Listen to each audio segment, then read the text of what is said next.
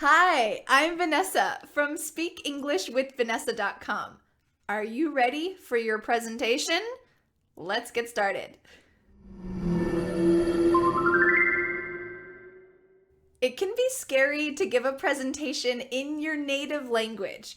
And then, if you have to give a presentation in English, it's another level. So today, I want to help you with 3 important expressions that you can use in your presentations in English. One of these is for the beginning of your presentation, one's for the middle, and one's for the end.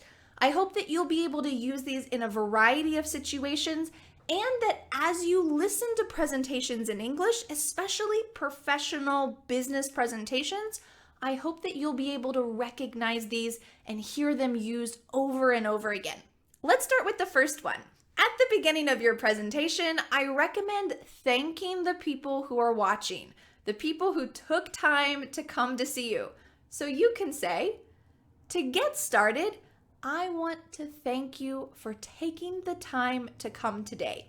I recommend reviewing this sentence again and again because altogether it's clear, professional, and understandable.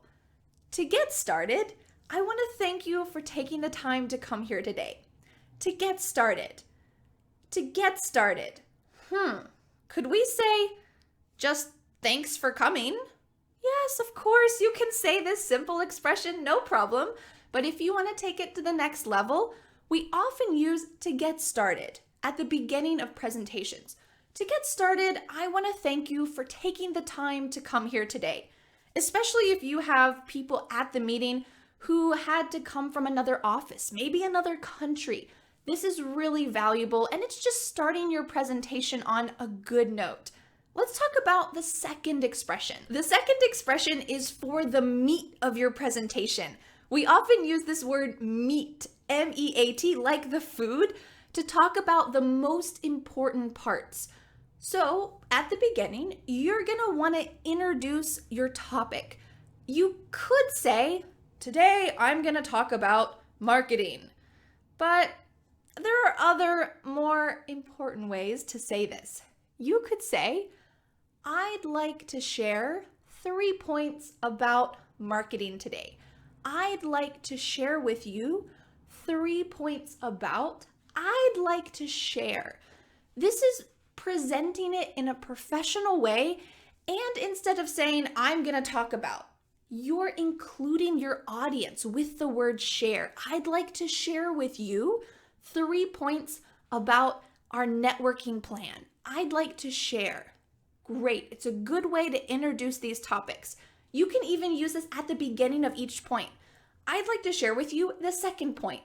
I'd like to share the third point. I'd like to share the fourth point. I'd like to share some customer testimonials. Great, this is including your audience.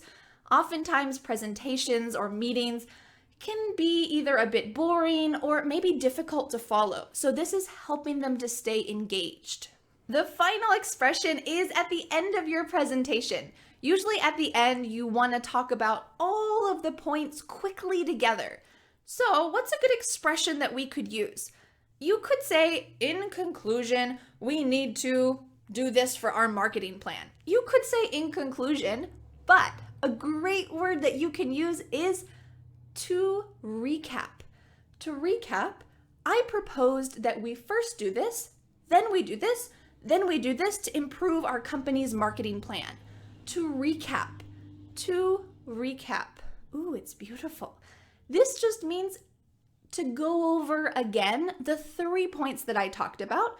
To recap, I proposed that we first do this, then this, then this.